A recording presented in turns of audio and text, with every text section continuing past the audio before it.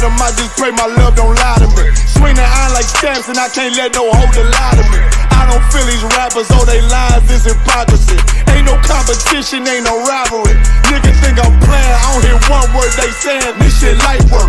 Think Muhammad one of us, he might lose his life first. Circle up and stay alert, another cop just stretch the nigga. He a demon, it's an exorcism, watch I bless the nigga. You took that open blood, then you know I'm gon' get active with you. Fuck the opposition, I see vision, let me paint the picture. Rappers claim they spit and I ain't listening, is in fact the If revenge was a woman, now I stroke that bitch like Jack the Ripper. War, we gon' run the summer, it's gon' be historical. Thought they making plays, made them niggas call the audible. Ask who run this shit, but that question is rhetorical.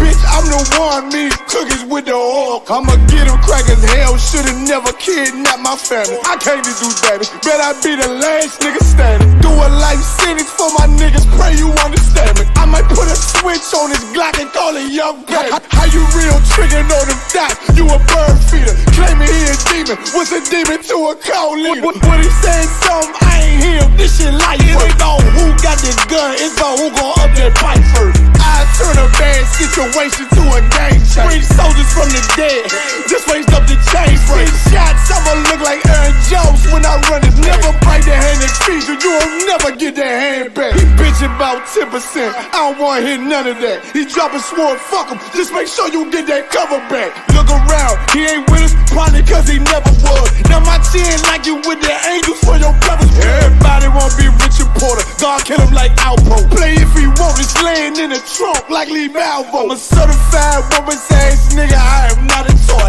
Hey, out with that hollow side, yeah, this the real McCoy. Feel like Gullah Jack when I'm in Fayetteville, you feel your boy. Still about my brain, still I think that's all that I enjoy. The way I get that boy lost, they gon' start to call him Elroy. Fuck his game, pop out on them demons like I'm Hellboy.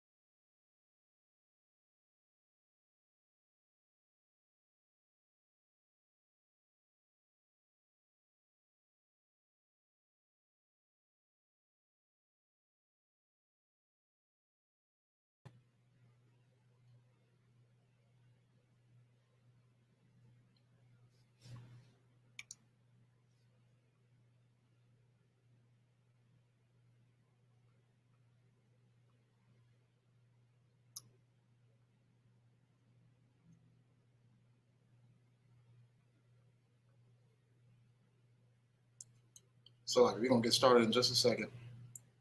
Fix this.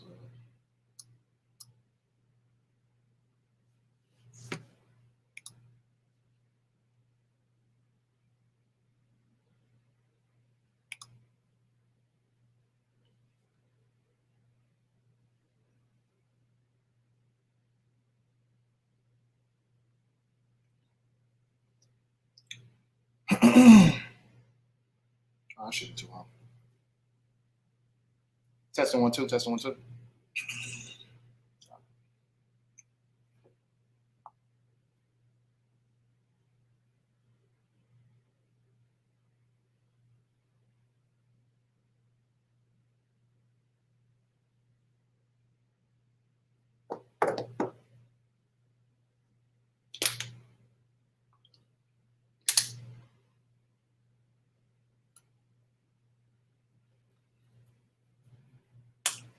All right. Shalom Israel, Yahweh Shem Yahshua Barakatham to the brothers. Yahweh Shamar Alatham Bashem Yahshua to the sisters. This is Tuesday's Brotherhood class. Lock in. We're going to get into a topic today. I felt like it was really important to get into this topic because of the struggles that I see our brothers go through. So today we're going to get into anger management, and not giving your strength away. You know what I mean?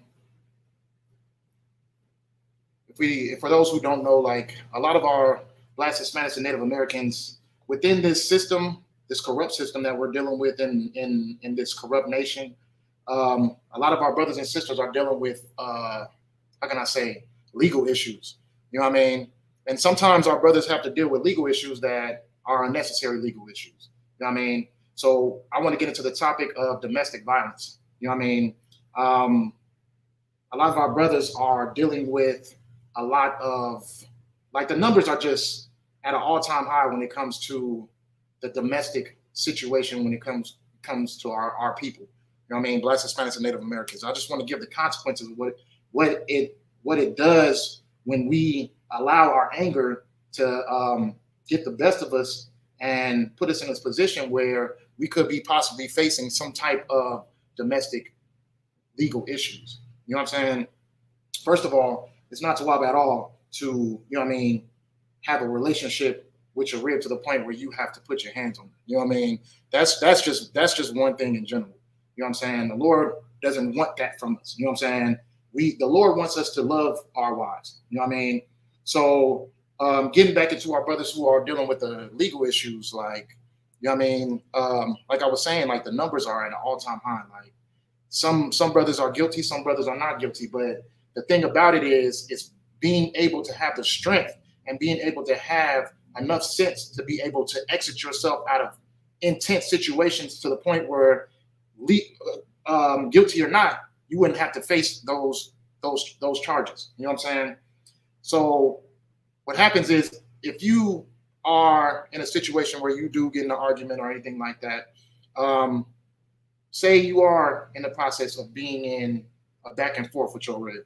You know what I mean? If your rib calls the cops, you know what I mean? It doesn't go off of bodily damage. It goes off of who picked up the phone and sat there and made the accusation of who did what or who said what. Okay, so we have to understand that being angry and being aggressive and going back and forth, and that's an emotional, you know what I mean, that's an emotional trait, and we have to be able to exit ourselves out of intense situations like that. You know what I mean? We have to be able to push ourselves out of situations like that. If you say you did or you didn't, if you go to jail for, this is for the our Hispanic brothers and sisters. Well, our Hispanic brothers. We'll just go on our brothers right now. But if you go to jail off a domestic violence case, you're going to have to get beat up as soon as you get in there. It's automatic, whether you're guilty or not. If those are charges, you get beat up. That's just the rules. You know what I'm saying? So we have to put ourselves in a situation where we're avoiding those things, because a lot of people who go in there are not guilty of the task, but they put themselves in a position where they didn't disperse from the situation. They allowed their anger and their aggression to make them stay into a intense situation and continue to keep going back and forth, wanting to fight back and forth. Don't do that. You know what I mean? Learn what battles to fight and what battles not to fight. You know what I mean? Sometimes you just got to exit yourself out of the situation. You know what I mean? Giving a person your energy in general. You know what I mean? When it's not worth giving the energy, is giving someone your strength. And that's why we entitled the class, don't give no one your strength. You know what I mean? Avoid these situations where you allow your temper, your anger to put you in a situation where you could possibly be regretful of whatever happens. You know what I'm saying? So we're going to start it off with the book of Proverbs, chapter 31. The book of Proverbs, chapter 31 and verse 3. Now let's see what the Lord says, right? So the book of Proverbs, chapter 31 and verse 3 says, do not give your strength to woman, nor your ways to that which destroys kings. You know what I mean? That's a very heavy precept right there, because allowing yourself to be put into a stage of rage, a stage of aggression because of, you know what I mean, probably nagging, bickering, you know what I mean, things of that nature, you know what I mean, probably your rib is being very aggressive or something like that. You know what I mean? First of all, you know what I mean? This is why it's very important to know who you're choosing to deal with when it comes to who you want your rib to be. You know what I'm saying? Because if you're dealing with a monster has the capability of making you go into financial struggle. Well, I'm sorry, not financial, but legal situations like that and not care. You know what I mean? Not give a damn about it at all. They will put you in jail and not care at all. You know what I mean? So you have to be wary of, you have to be very, very aware of who you choose to lay with, to be with. You know what I mean? To make your rib. This is why we have a courting system. You know what I mean? You abide by the courting system to get to know who you're dealing with before you choose to make that step of being with that person forever. You know what I'm saying? Because at the end of the day, you could be dealing with a monster and you don't even know it. You know what I'm saying? So, hey, shalom, sisters. You know what I'm saying? So take heed to that. You know, don't put yourself in a position, if you're dealing with a monster and that's what you got to deal with, then, you know what I mean? These are the steps that you need to take in order to know what situations you need to be in and what you don't need to be in, because a lot of our brothers are getting hemmed up for domestic violence, and it's just at an all-time high right now. You know what I mean? So we have to be aware of this. You know what I'm saying? So the Lord says, don't give your strength unto women. You know what I mean? Don't put yourself in a situation where you are giving something attention to something that doesn't need your attention. You know what I mean? You know what I mean? So let's see. Let's get the instructions from the Lord. Okay, so we're going to go to James chapter 1 and verse 19. Go ahead and get there with me. James chapter 1 and verse 19. So in the book of James chapter 1, verse 19, it says, so then, my beloved brethren, let every man be swift to hear, slow to speak, slow to wrath. Let me read that one more time. The book of James chapter 1 and verse 19. So then, my beloved brethren, let every man be swift to hear, slow to speak, and slow to wrath. Okay? Be quick to hear. It's just, these are the stages of being aware. Listen to what's going on. Listen if someone's putting you in a position where they want you out of your character, where they want you out of your element, where they want to disrespect you, and they want to put you in a position where you are completely in a stage of rage. You know what I mean? So be swift to hear, slow to speak. Don't just speak something out of your mouth only because of how you're feeling at that time period. You know what I mean? That's a very, very, very heavy instruction that the Lord gave us. You know what I mean?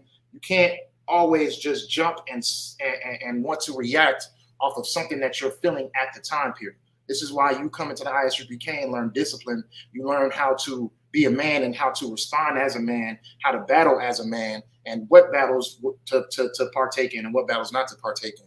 You know what I mean? But all in all, you know what I mean? You have to be quick to listen. This is a way of battling people on the streets as well. You know what I mean?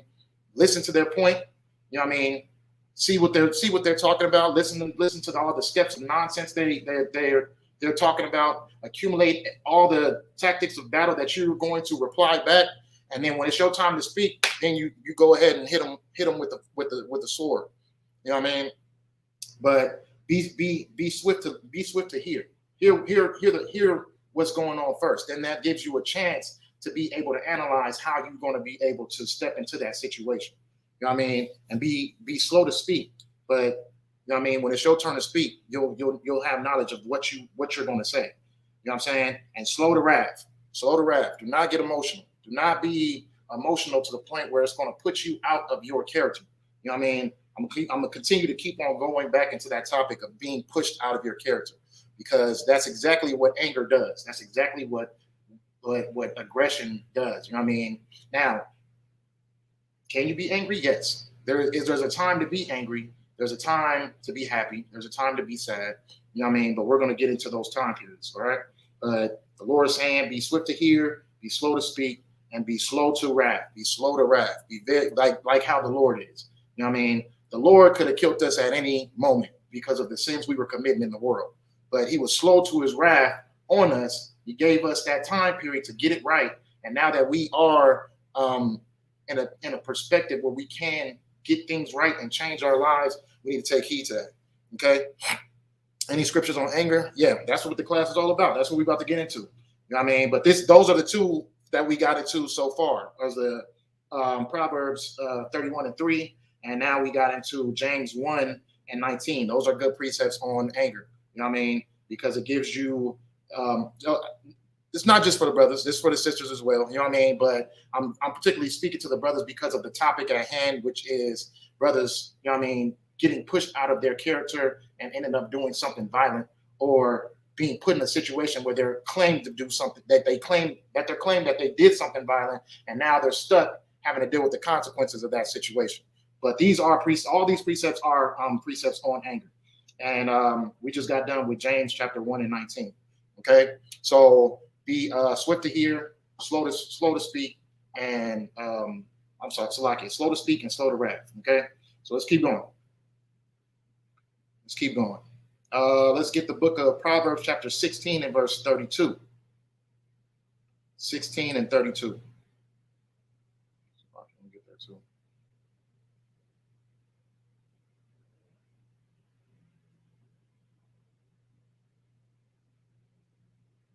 Yeah, make sure we get notes down too, as far as notes wise.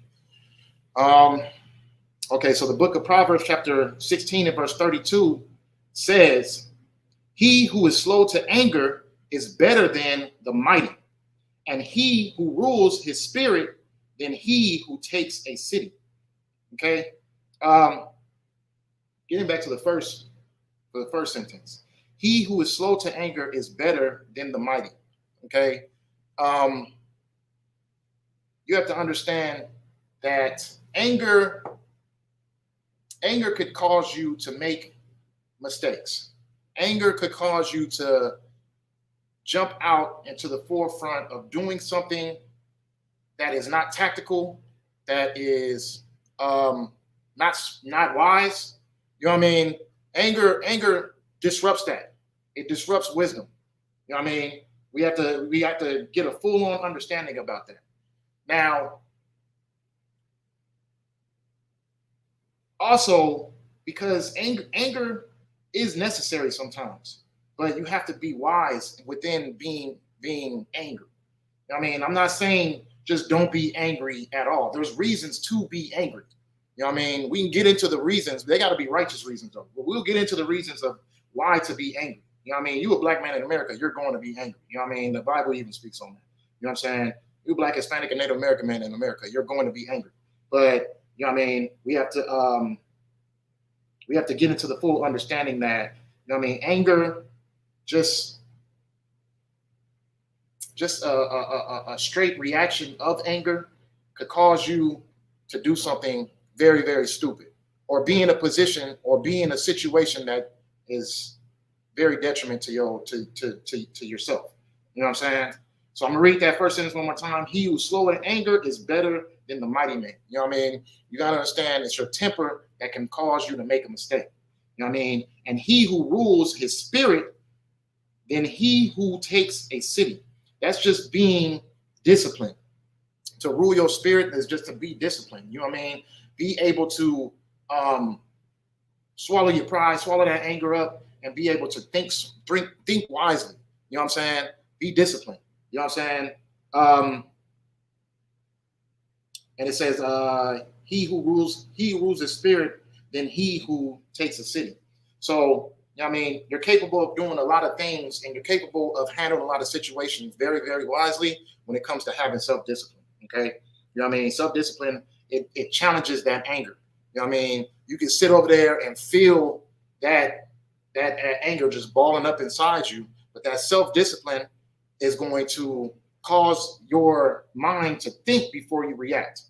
Think before you react. Don't just always just jump off the ledge as soon as you feel a certain type of way. Okay? So let's keep going. Now we're going to go to this is good. We're going to go to the book of Ecclesiastes, chapter 7 and verse 9. The book of Ecclesiastes, chapter 7 and verse 9.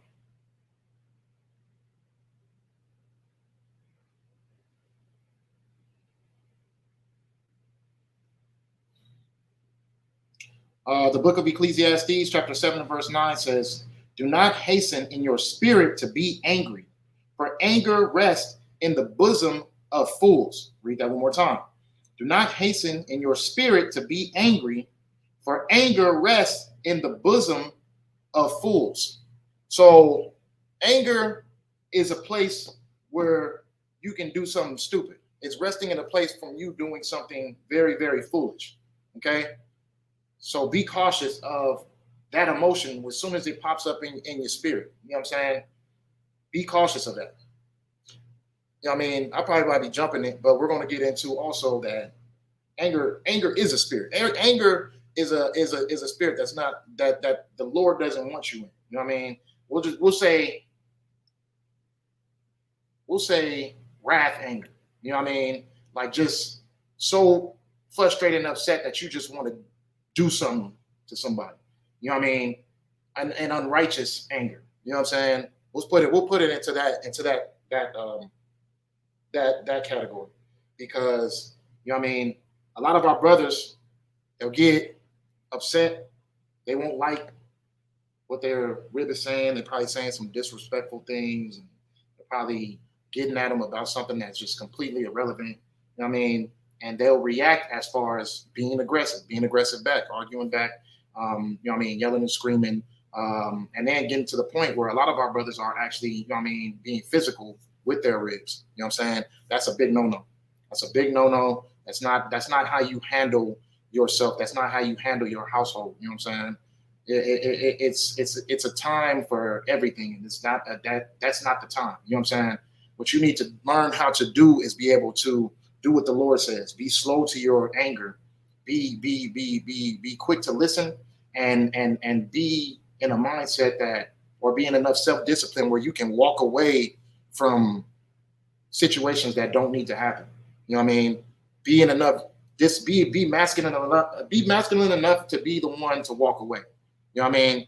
Because sometimes you can't count on your rib to be the one who doesn't want to be the aggressor. It's depending on who you chose your rib to be. You know what I mean? This is just for the brothers that need this conversation. A lot of brothers don't have this issue.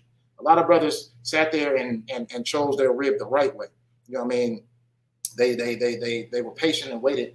And not saying that situations don't come up where arguments do happen, but they don't have to go above and beyond because the woman is choosing to be a monster.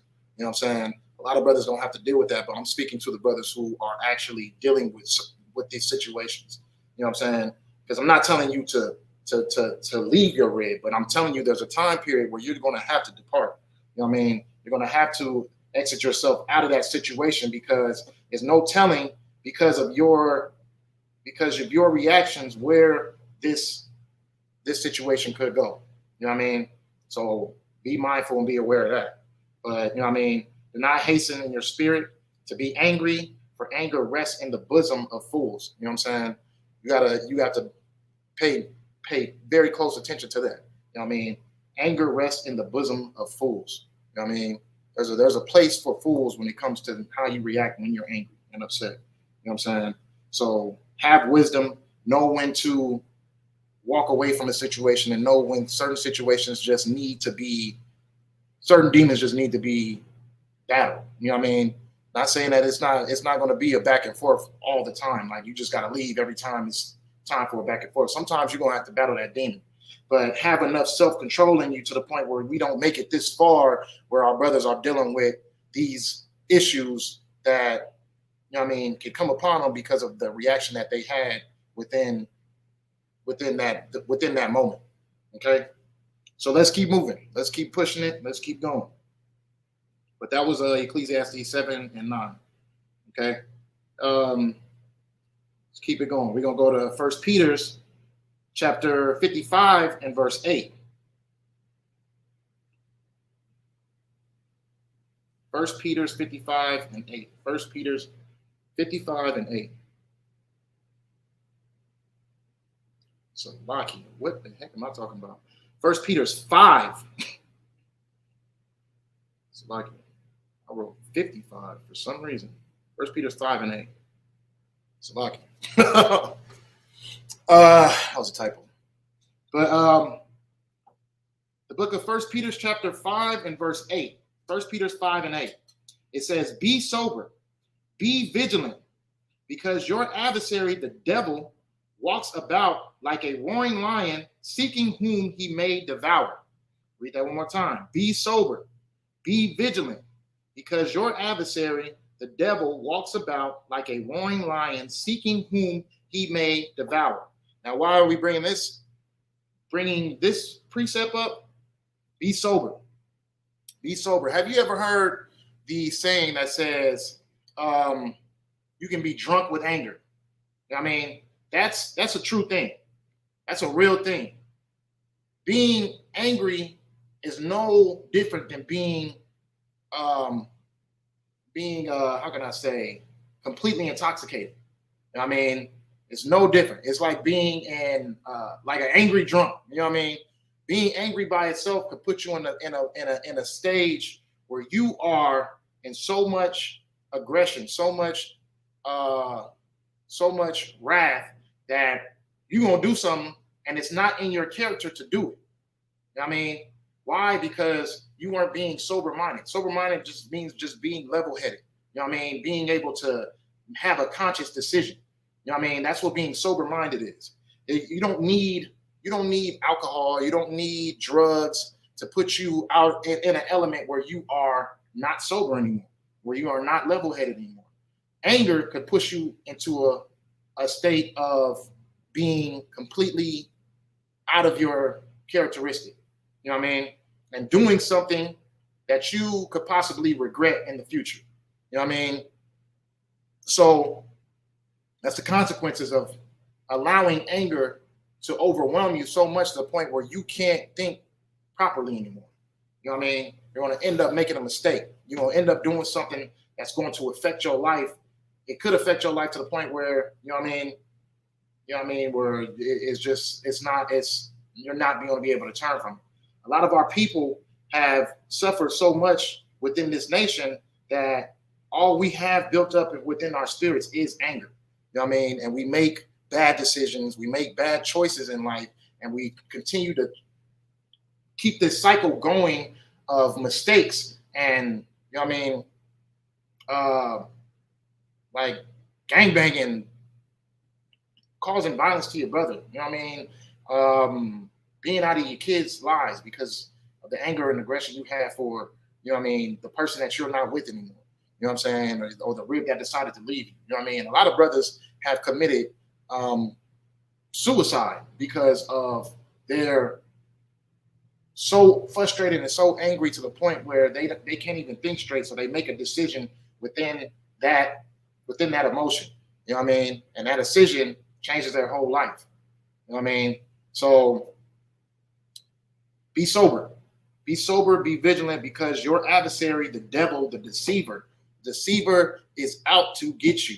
And he's waiting for you to make mistakes being in there. He wants you to be angry. He wants you to be out of your senses. He wants you to do actions that's going to cause you to being the person that he sees you as. You know what I mean? Which is an angry, aggressive black man. You know what I'm saying? So you have to learn self-discipline. You have to be disciplined enough to be able to fight that feeling that's going to make you do things that you are that's going to throw you out your characteristic. You know what I mean? Fight that feeling for sure. You know what I mean? Learn some discipline. You know what I mean? Once you start to feel that feeling building up to the point where you just want to attack back, you know what I mean? Shut your mouth, be quiet, understand the situation, where it could go, what, you know what I mean? You deal with the situation like you deal with a person that you just meet on the street. You know what I mean? If a person's just walking, if a random man is just walking up to you, because men understand the situation because we know how situations can go when it comes to dealing with another man, because we deal with testosterone, we deal with, you know what I mean, brute force, we deal with all that stuff.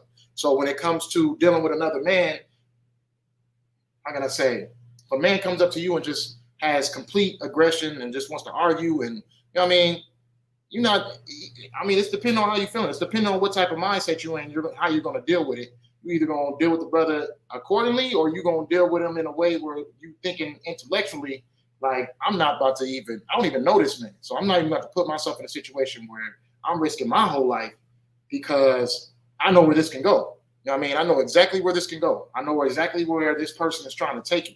You know what I'm saying? So you have to be disciplined enough to be able to know that that's how you should treat every situation, even a situation when it comes to dealing with your rig. You know what I mean? Treat that the same way. Don't just be in a position where you're allowing somebody to take you out of your peace, take you out of your character because of how they're trying to deal with you. So be sober, be vigilant, because your adversary, the devil, walks about like a roaring lion. He's just waiting for you to make a mistake. So just don't make a mistake. Don't put yourself in a situation where you are going to be doing something that you don't need to be doing. Okay, so let's keep going. We just did 1 Peter 5. Let's see, 5 and 8. Now we're gonna go to Ephesians chapter 4 and verse 26.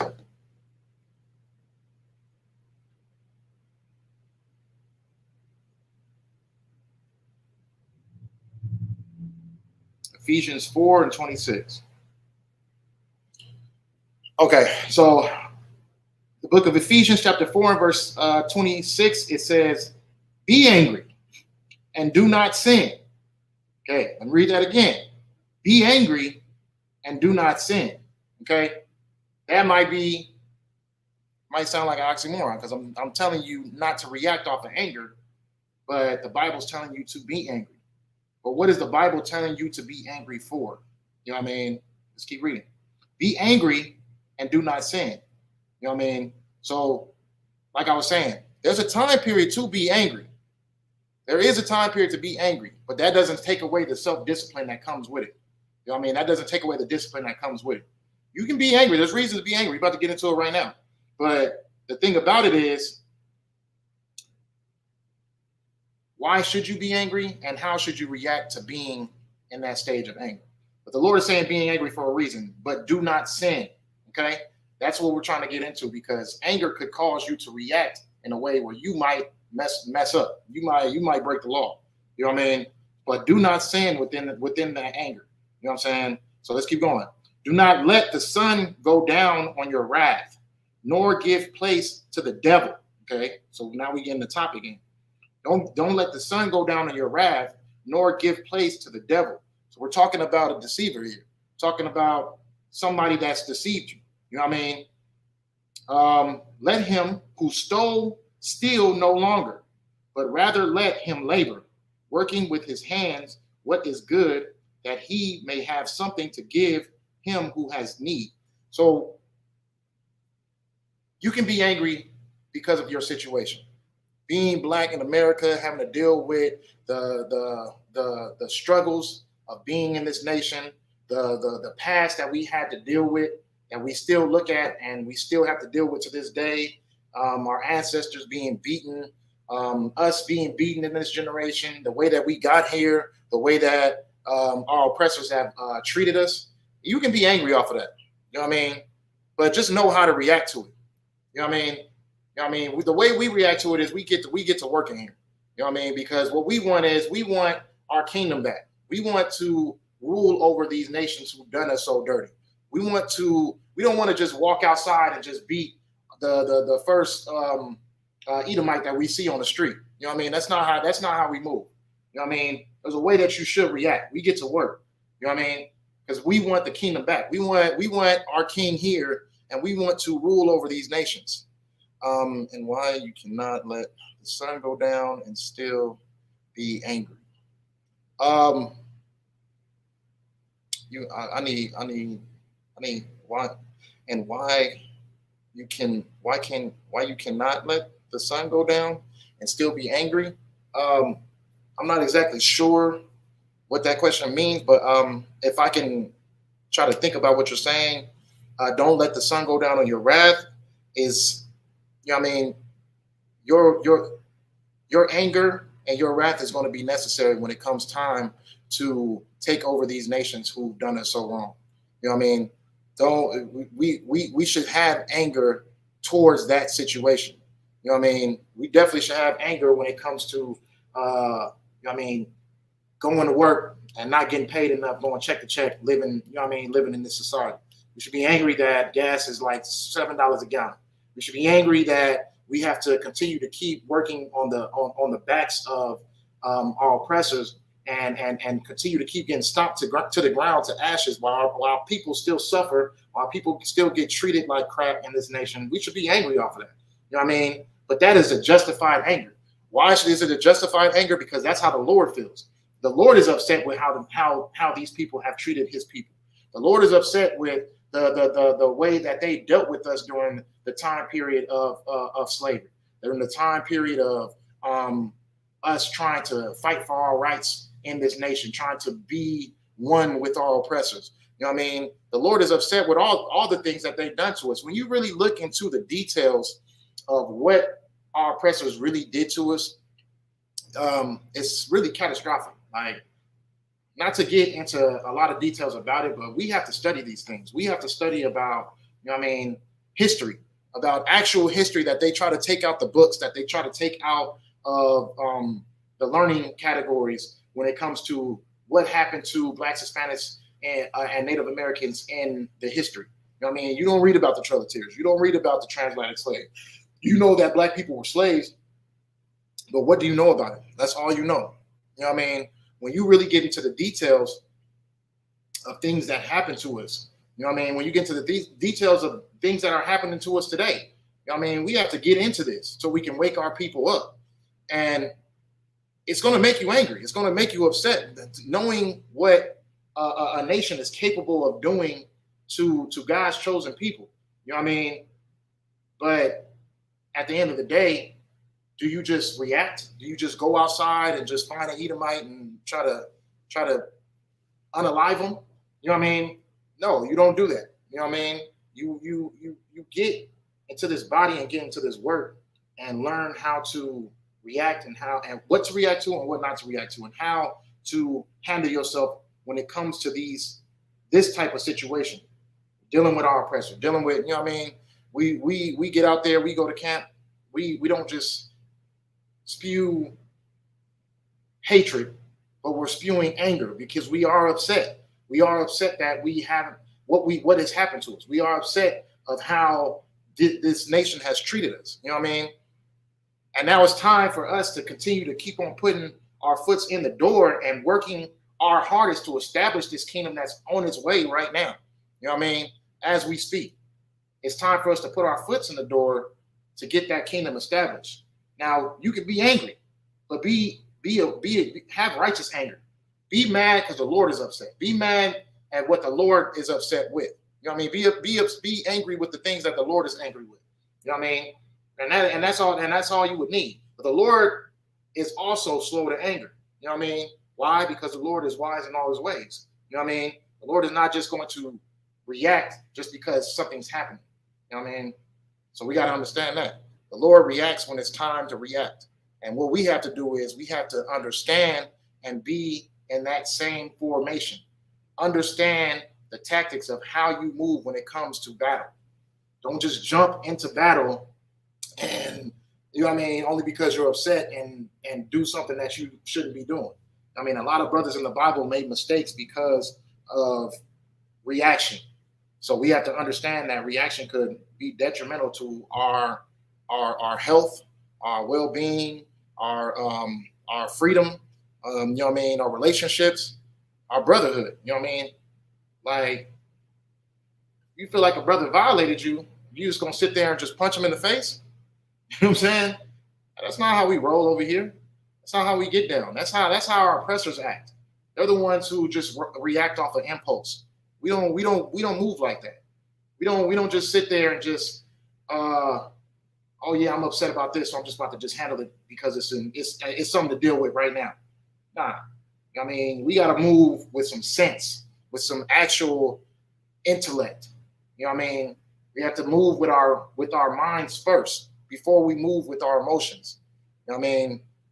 We have to be disciplined enough to push that emotion aside. Not saying that you ain't gonna feel some type of anger, but you got to know when to be angry, when to react, have a situation where you need to be in full form of battling, all that, you know what I mean? But you got to take instructions from the Lord. The Lord's not telling you to just jump off the ledge and react. He's telling you to be slow to anger. You know what I mean? Be slow to speak and be slow to wrath. Don't just, you know what I mean? Oh yeah, well, this person said something crazy to me. Now, or this brother said something crazy to me. I'm just about to punch him. Nah. You know what I mean?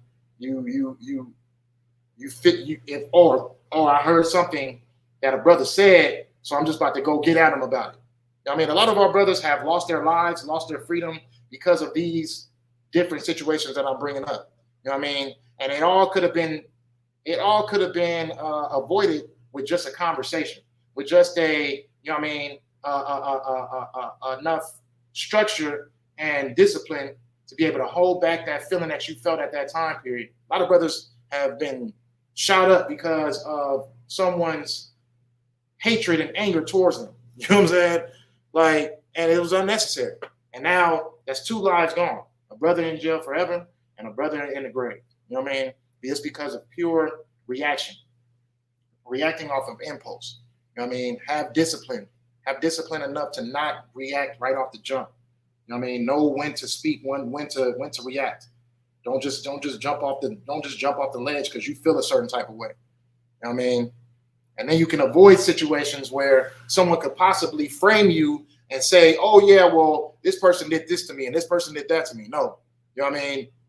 Have enough discipline to the point where you are not in those situations, where you can see that someone's trying to set you up so I can get away from this situation. I can just walk away and I don't even have to deal with it. You know what I mean? But just know that. Just know that. And we can avoid this high population of domestic violence that's going on within these prisons, because the devil wants you in prison. The devil wants you in jail. The devil doesn't want you to have a clean record. The devil doesn't want no, I'm speaking of the devil in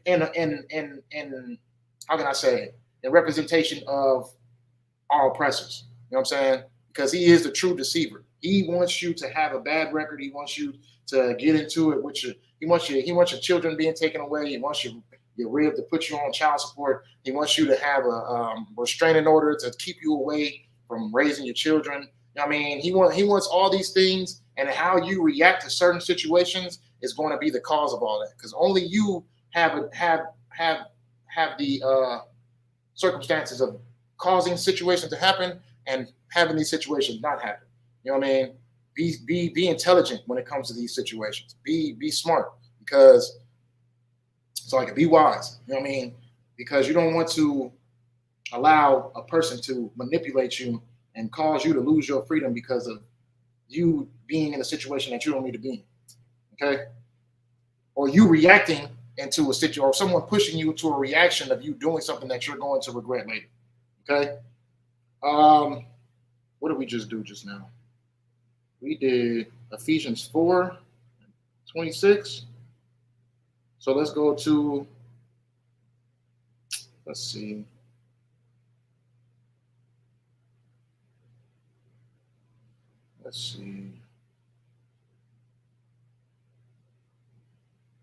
We'll get into that later. Okay. Let's get into, how much time we got? Let's get into Samson, okay? Samson's a real important situation when it comes to this topic, okay? Samson allowed his strength to be taken from a woman. You know what I mean? Not just that, a heathen woman. You know what I mean? Samson made a mistake. He made a mistake by ribbing heathen women, Philistines. But he made a mistake also by giving a woman the ability to take his strength away from him. You know what I mean? The Bible just told us, you know what I mean? It just told us in the book of Proverbs chapter 31 and verse 3 not to give a woman your strength. But Samson had this issue. He continued to make this mistake, and he suffered from it. He suffered from these mistakes constantly. You know what I mean? So let's just get into Samson real quick. So we're gonna go into The book of Judges, chapter 13 and 2. The book of Judges, chapter 13 and 2.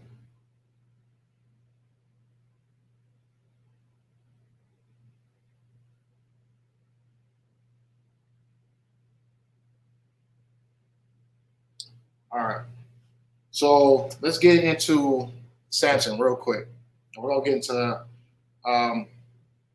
him getting into the situation where he allowed himself to be put into giving his strength away to a woman, right?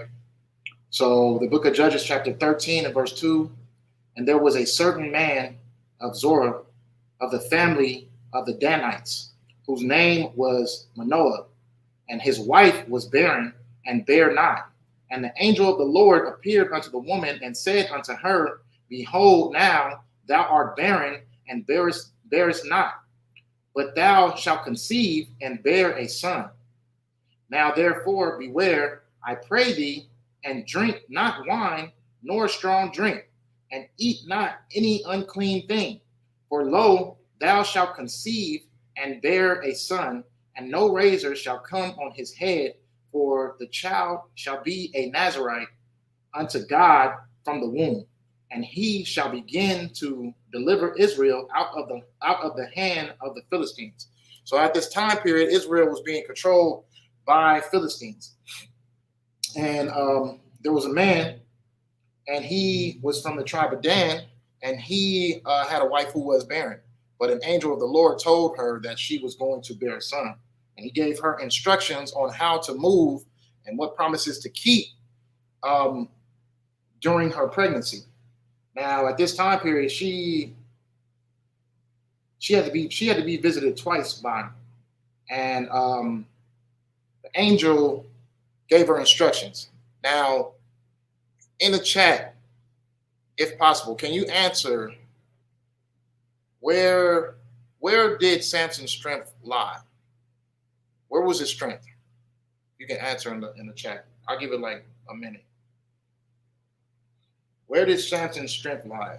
Where was it? Where was his strength?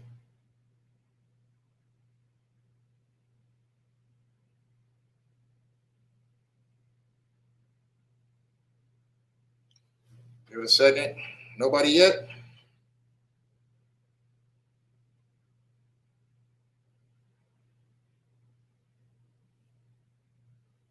Nobody?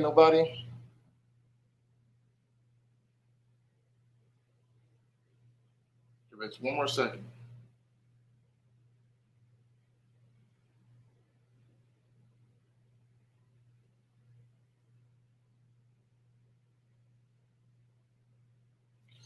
Okay, well, nobody answers. So a lot of people think that the strength came within Samson's hair, but the strength really comes within the promise that Samson and his mother make to the Lord. You know what I mean? The Lord gave instructions. Now, Samson had instructions not to cut his hair, yes, but Samson's mother had instructions not to eat from the vine, not to drink strong drink, not to drink wine. And had she had done any of these things, then you think that wouldn't have took Samson's strength from them? He probably would have died. You know what I mean? She probably wouldn't even been able to give birth. But because of the instruction that the Lord gave, this is a whole nother topic on a whole nother, you know what I mean? But I just wanted to get that out. Because of the instruction that the Lord gave, the strength came within keeping that order, keeping those instructions, keeping that promise. You know what I mean? Not to drink, for his mother, not to drink strong drink, not to eat from the vineyard, and not to drink wine. Okay.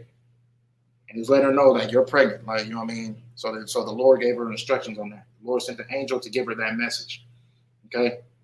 But had she had broken that promise, Samson probably wouldn't even been who he was. So his mother kept that promise. Samson had an issue with keeping his promise, which was not to cut his hair. Okay. So let's keep going. We're on Judges 1 to 5. Let's keep. I'm sorry, Slack, not Judges 1. Judges 13, 2 and 5. And let's skip down to verse 11 and 14. Verse 11 and 14 says, and Manoah arose and went after his wife and came to the man. So like if I get into it, the angel came back. I mean, Manoah left. I'm so like it. Manoah's wife left, and the angel came back and visited her again. So when the angel came back and visited her, she ran to go get her husband and brought him to the angel. Now he doesn't know that this is an angel at the time.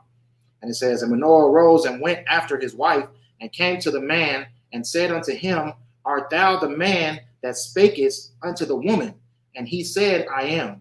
And Manoah said, now let thy words come to pass. How shall we order the child?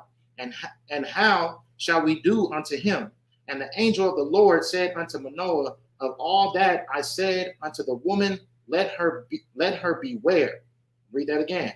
Of all that I said unto the woman, let her beware. You know what I mean? It wasn't just the hair. She may not eat of anything that cometh of the vine, neither let her drink wine or strong drink, nor eat any unclean thing. All that I command her, let her observe. I mean, definitely always take heed to what the Lord says. You know what I mean? And don't break. If you making a promise to the Lord, do not break that promise. But that's what we get out of that. But so this is what's happening. The Lord is blessing Manoah's rib and giving her a chance to be able to have a child. Not only have a child, but he's going to be the savior of Israel in the time period of the Philistines taking over. So let's get into Samson now. Let's stay on chapter 13 and skip down to verse 24. Verse 24 says, and the woman bare a son and called his name Samson.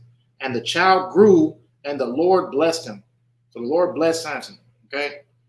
The Lord blessed him. He had a purpose for him. He gave him strength, so much strength to the point where this man was pretty much untouchable. You know what I mean? He was untouchable. No one could match his strength. Okay. So let's go down to 14 and 1 and 7. So like chapter 14, 1 through 7. And Samson went down to Timnath and saw a woman in Timnath of the daughters of the Philistines. Now, this is where he's making his mistake at. This is where he's breaking the law, because we don't deal with heathen women. It's part of the law. You know what I mean? So he's dealing with a Philistine, and that was a big no-no. And he's going to have to deal with the consequences pretty soon. We don't get into it. And he came up and told his father and his mother and said, I have seen a woman in Timnath of the daughters of the Philistines. Now therefore get her for me to wife. Then his father and his mother said unto him, is there never a woman among the daughters of thy brethren, or among all my people? So his mother and his father trying to plead with him, like, what's going on? Why would you want her? Why wouldn't you want a woman of your own people? Why would you want a dirty, stinking Philistine? Okay. And it says that thou goest to take a wife of the uncircumcised Philistines. And Samson said unto his father, get her from me, for she pleaseth me well. So Samson's not listening. He's being ignorant, and he's doing something that he ain't supposed to be doing. And it says, but his father and his mother knew not that it was of the Lord, that he sought an occasion against the Philistines. For at that time, the Philistines had dominion over Israel. Then went Samson down, and his father and his mother, to Timnath, and came to the vineyards of Timnath, and behold, a young lion roared against him, and the Spirit of the Lord came mightily upon him, and he rent him as he would have rent a kid, and he had nothing in his hand, but he told not his father or his mother what he had done, and he went down and talked with the woman, and she pleased Samson well. So Samson is blessed by the Lord, and he's so blessed by the Lord that he has this strength that is unmatchable. You know what I mean? And his powers are so I said his powers. His strength is so great that a lion attacked him and he ripped the lion apart. Okay, this is the Lord. The Lord put a spirit in him that he was able to have that strength to do that. You know what I mean? So the Lord's blessing him, but and the Lord's giving him strength, and he's already on the path of giving his strength away. Okay, so he after he got done ripping a lion into pieces, it says that he went down and talked with the woman, and she pleased Samson well. So what happens after this? I mean, Samson gets with the heathen woman. Okay, let's see. Okay, Samson gets with the heathen woman, right? So this heathen woman is threatened by her people, right? And her people tell her that either you gonna set Samson. Oh no, Samson comes with a riddle, and he comes up with a riddle after he sees a honeycomb inside the lion, and there was a honeycomb inside the lion. So Samson comes up with a riddle, like the riddle was like the strength of a lion and the sweetness of honey, or something like that. But he asked him, what is sweet and strong at the same time? It's lucky if I got that wrong. I'm just paraphrasing, but Samson comes up with a riddle, and he wants them to come. He says, if you don't answer this riddle, then you'll have to give me like 10 garments and things of that nature. You know what I mean? But if you do answer the riddle right, then you know what I mean, I have to give you those garments. I have to give you those 10 garments, right? So they go to instead of trying to figure out the riddle, they go to his rib, which is the heathen Philistine, and they threaten her and say, either you get Samson to tell you the riddle, or we're going to set your whole house, your family's house on fire. We're gonna put everybody in the fire, right? So she goes to Samson and starts to use her strength, which is her how can I say? She's trying to get Samson to feel sorry for her. You know what I mean? She's crying. She's begging him to give her some type of give her the answer to the riddle that he gave the people. And she's just like, how can you and he's saying like, I didn't give this to my father, I didn't give this to my mother, I didn't give this to nobody. Like, why would you feel some type of way? But she's just like, you must not love me like that if you don't give me if you're not going to tell me what the riddle is, and all of that nature. Samson ends up, you know what I mean, hearing it for so long and gets so weak that he ends up giving her the answer to the riddle. And so she goes straight to the people and give them the answer to the riddle, and they go and tell him. Now Samson gets infuriated, and he gets so pissed off because he knows right off the bat, I only told one person this riddle. You know what I mean? I told him one person the answer to this riddle, and he should have never got it.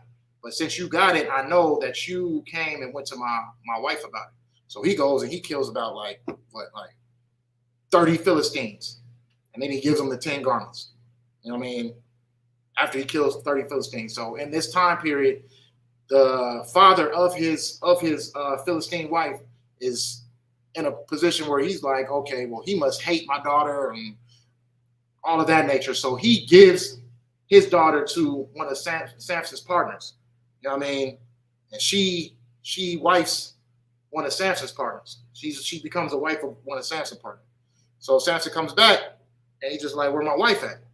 You know what I mean? And so the dad is like, oh, I thought you hated her. I gave her up to your partner. And Samson he goes out into an all-out rage. You know what I mean? And he goes into such a rage that the Philistines end up killing his rib and her father, right? So that was a warning shot. Boom, right there. But Samson is still weak within the realms of not only dealing with heathen women, but giving his strength up and giving his strength to women. Okay, so we're going to keep going. Let's go to Judges chapter 16 and verse 15 through 21. Judges 16, 15 through 21. Okay. The book.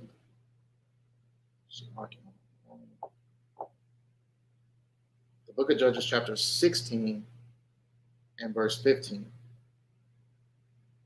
Okay, so the book of Judges, chapter 16 and verse 15 says, and she said unto him, how canst thou say, I love thee, when thine heart is not with me? Did I skip? Okay. I forgot. I forgot all about Delilah. Delilah is a Philistine woman that she's a whore. First of all, she's a full-blown prostitute, but she is a Philistine woman who Samson decides to fall in love with and marries, and makes the same mistake that he just got done making. Right. So Samson meets Delilah. Samson ribs Delilah. Delilah is, how can I say, she was paid from the Philistines to find out what is the weakness of Samson. And Samson, being who, at least having enough knowledge this time not to just give away his strength, he lies to Delilah. And he tells her, oh yeah, well, you have to wrap me around in what was it, a vine, like 5 reps of vine or something like that. And then when he tells her that, she tells the Philistines, she wraps them in vine, and then she tells them, oh yeah, the Philistines are after you, and tries to warn them while she feels like she has him already like hemmed up and ready to be killed. So Samson breaks out of the vines and he rips out of it and he kills the people who came after him, right? Then she goes to him and she starts to cry and wail and, oh yeah, well, why would you tell me a lie? Why wouldn't you love me enough to tell me the truth? Why wouldn't you just tell me what your weakness is? What makes you so strong? And you know what I mean, what can make you weak? Why wouldn't you tell me that? If you love me so much, why wouldn't you give me that information? So Samson's just like, okay. Well, Samson has a little bit more sense and he lies to her again. You know what I mean? Really, he should have just told her to kiss his ass. But what he does is just makes up another lie.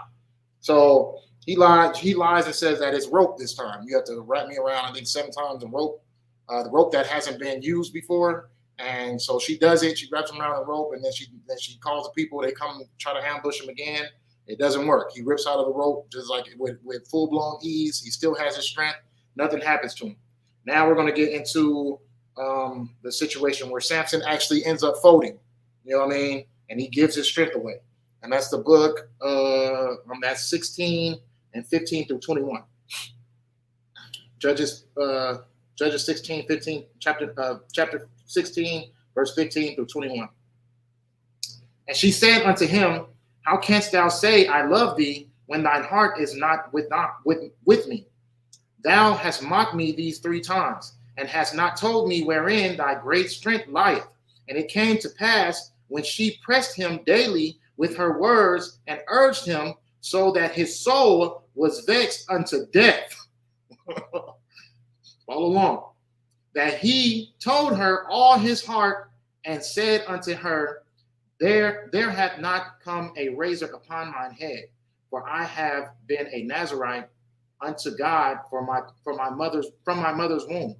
If I be shaven, then my strength will go from me, and shall become weak, and be like any other man.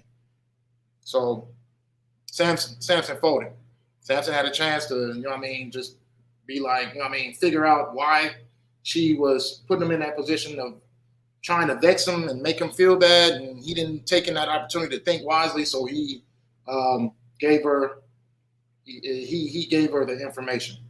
And verse 18, and when Delilah saw that he had told her all his heart, she sent and called for the lords of the Philistines, saying, Come up this once, for he hath showed me all his heart. Then the lords of the Philistines came up unto her, and brought money in their hand, and she made him sleep upon her knees. And she called for a man, and she caused him to shave off the 7 locks of his head. And she began to afflict him, and his strength went from him. And as she said, the Philistines be upon thee, Samson. And he awoke out of his sleep, and said, I will go out as at other times before and shake myself. And he wist not that the Lord was departed from him, but the Philistines took him and put out his eyes and brought him down to Gaza and bound him with fetters of brass, and he did grind in the prison, and he did grind in the prison house. So that's just a pure example of a man giving away his strength. You know what I mean? A man giving away his strength to a woman, and the consequences of him having to deal with that. You know what I mean? So it all tags along with Proverbs chapter 31 and 3. You know what I mean? Don't give your strength up. Don't giving your anger, giving your wrath away because of an argument or a disagreement is giving your strength away. You know what I mean? Being put into a mindset of not being disciplined and not being sober-minded, being conscious of the actions you're taking is allowing someone to take your strength away. You know what I mean? Because it's strong to be disciplined. It's strong to not be emotional. You know what I mean? So having that discipline and having that strength is going to put you in a position where you can avoid detrimental situations. So, I mean, to the brothers who are dealing with situations like that, where they feel like they can't get out of a serious argument, or they can't avoid their rib being physical with them. You know what I mean? You have to depart. The Lord wants you to depart from that situation. He doesn't want you to act in a manner where you are defiling your household. You know what I mean? We can turn to the book of Ephesians chapter 5. Ephesians chapter 5 and verse 25.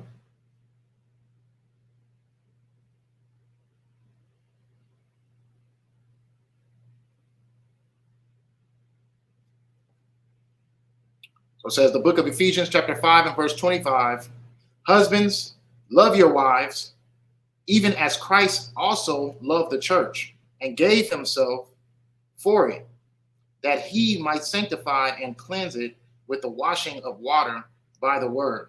So you have to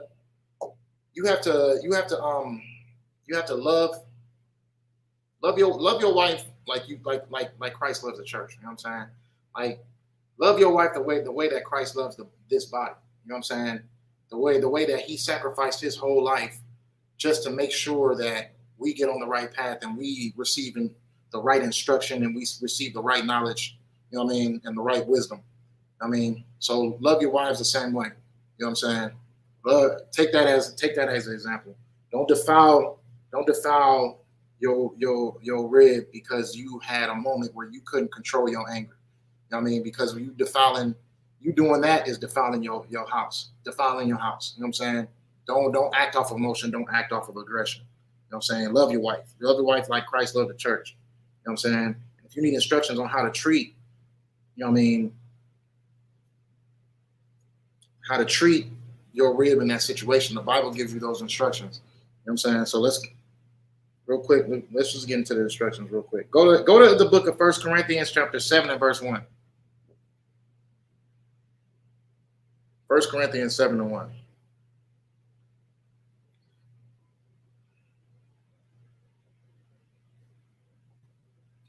7 and 1 through 5. Let's see. Highlight it real quick. Okay, so the book of 1 Corinthians chapter 7 and verse 1 says, now concerning the things whereof ye wrote unto me, it is good for a man not to touch a woman. What does that mean? You know what I mean? Sometimes being in marriages can be a distraction from you doing the work and the truth. You know what I mean? Sometimes it's good not to be married because it will distract you from doing the work. You know what I mean? But that's just what that precept is referring to. Nevertheless, to avoid fornication, what is fornication? To avoid you dealing with a heathen, buying a whore, to avoid you know what I mean? It's a lot of things. Doing some some outrageous stuff when it comes to your physical pleasure. You know what I mean? Don't when it comes to you know what I mean, watching certain things you ain't supposed to be watching, dealing with the lust of the eyes and all that stuff like that, to avoid fornication. Fornication just being unlawful sex. It's let every man have his own wife. So if you are at a point where you just like you know what I mean, you being a man and you have those manly needs and you just feel like it's at a point where I gotta have a wife, then the Lord is saying go get you a wife. Okay, let a man have a wife. Let a man have his own wife, and let every woman have her own husband. Verse 3. Let the husband render unto the wife due benevolence, and likewise also the wife unto the husband. The wife had not power of her own body, but the husband, and likewise also the husband had not power of his own body. So, but the wife. So, getting into that, you know what I mean, not having what is it? Not having power of your own body.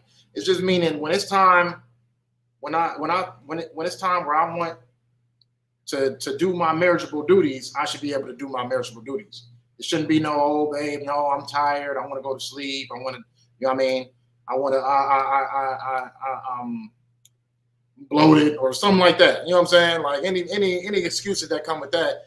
You know what I mean? I feel like I want to deal with I want to do my marriageable duty.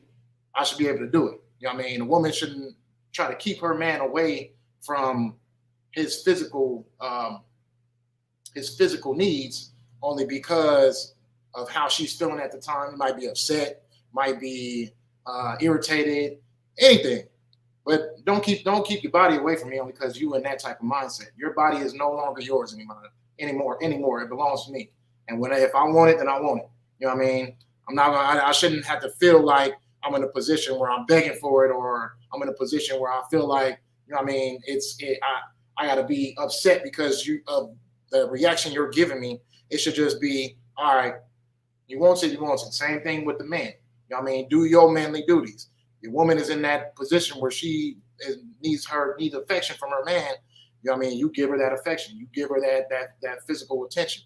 You know what I'm saying? And that's your job. That's your job when it comes to being in a marriage. You know what I mean? You have to be available when it's time to be available, when it's time to do your marriageable duties. Okay? And it says, defraud ye not one the other. Don't keep yourselves away from one or the other only because of an argument or disagreement or because of how you feeling or your irritation or your job was messing with you and you just irritated. Don't defraud yourself from the other. Except it be with consent for a time, that ye may give yourselves to fasting and prayer. So also separate. If it gets to the point where it's like too bad and the arguments are just too consistent, the counsels are not working, you know what I mean, and everything is not working. Saying fasting because you're giving yourself a time away. Some things just need distance to work. You know what I mean? You really understand and appreciate something once you don't have it anymore.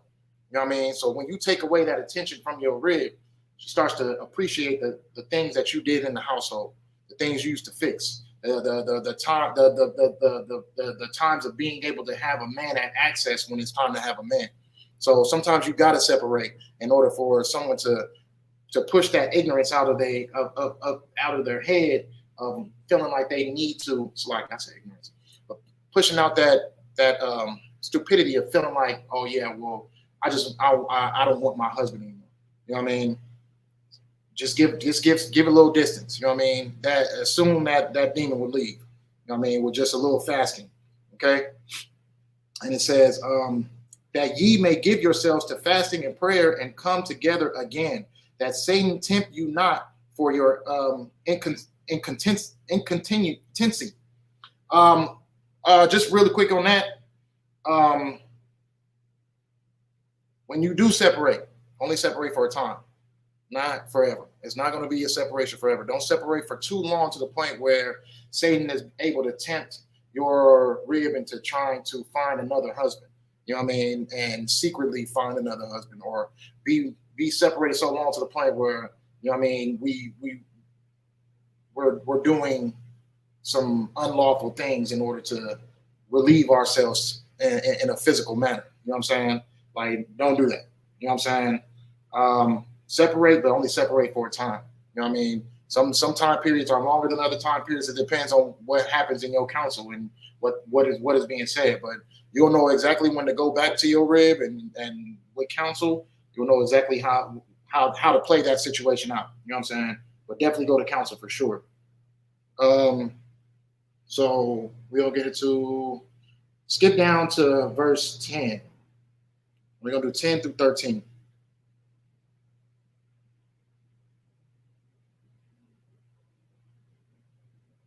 Highlight it real quick. Okay, so verse 10, and unto the married I command, ye not I, but the Lord, let not the wife depart from her husband. This is the law.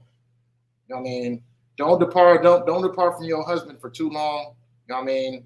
And it says, and if she depart, I'm so like I'm in depart, and meaning just leave your husband. Don't leave your husband. You know what I mean? And if she depart, let her remain unmarried.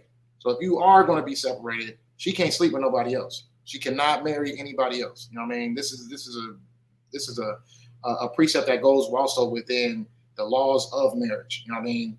A woman can't marry another man. It's not. It doesn't. That's a sin. Okay. So or be reconciled to her husband, and let not the husband put away his wife. That's a law on the man. Do not put your wife away.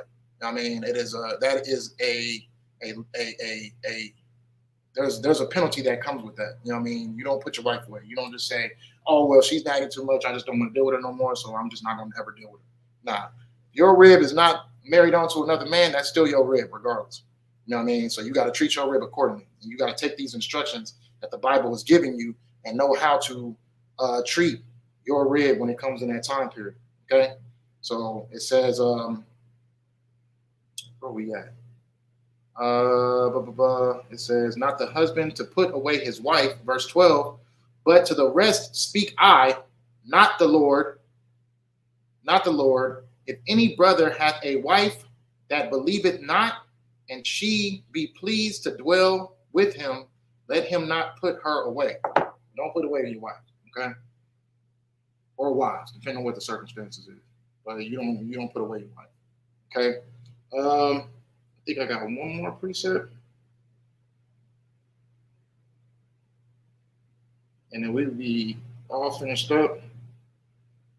No, that's about it. So just getting back on the topic at hand, you know what I mean, how to treat a marriage, how to avoid it to get into that position. You know what I mean? If you are dealing with these type of situations, this class definitely not for everybody, but definitely a lot of people could definitely use it because of the circumstances of what's going on in this world today. Too many of our brothers are getting locked up because of reactions that they make when it comes to, you know what I mean, being angry at a situation. When it comes to, you know what I mean, don't give the woman the pleasure of throwing you out of your character so she could manipulate that situation and use it for your detriment, because every action you make is going to have some type of reaction. If you are acting out of anger, you're not thinking. If you're acting out of impulse, you're not thinking straight. You're not making strategy with the moves that you make, and that's what the Lord requires from us. He wants us to have a strategy with the moves that we make. He doesn't want us just jumping off the ledge and doing things that we're not supposed to be doing. You know what I mean? So, I mean, for our brothers who do have to deal with that and have dealt with it, I mean, this is the reason, because that discipline that we're supposed to have, we didn't have it. You know what I mean? That wisdom we were supposed to have, we didn't have it. You know what I mean? So now that we have the wisdom, it's time for us to move accordingly. Avoid all of this domestic violence, avoid all these unnecessary arguments, all of these different, you know what I mean? Avoid all these things by doing what the Lord is requiring us to do. You know what I mean? If you got to separate, then separate. If you gotta push somebody to the side in order for them to appreciate you, then let them do it. But don't leave your wife, and definitely go to counsel. You know what I mean? I should have got a precept on that, but definitely go to counsel. Definitely go to counsel. And You know what I mean? But I'm talking about when it comes to that impulsive situation at that moment, don't react. You know what I mean? Be quick to hear, be slow to speak, and be slow to wrath. And you be Tawab after that. But that's the class we got for tonight. To all my brothers, Yahweh Shem Yah. Oh, thank you for tuning in. Also, Salakia, the West Coast Cookout is this week. You know what I mean? The water to the brothers and sisters who's already packed up, ready to go, ready to come through and enjoy a nice weekend with us. You know what I mean? We definitely might have a special surprise as well. You know what I mean? But we're gonna see what's going on with that. But really, you know what I mean? If you're able to get to the cookout, please come out. You know what I mean? Have a good time with us. We're definitely gonna have a good time. We're definitely gonna show a lot of brotherhood out here. But it is this week. You know what I mean? If you need any more information on it, get in contact with the SoCal page, and you'll definitely get the information that you need as far as where we'll be at, and what events are happening on what particular days, all those things. You know what I mean? But definitely should come out and show some love. You know what I mean? West Coast Cookout this week. Thank you for tuning in. To all my brothers, Shalom Yahweh Shem Yahweh Shai Barakatham. To all my sisters, Shalom Yahweh Shemar Thum Shem Yahweh Shai. To all for tuning in.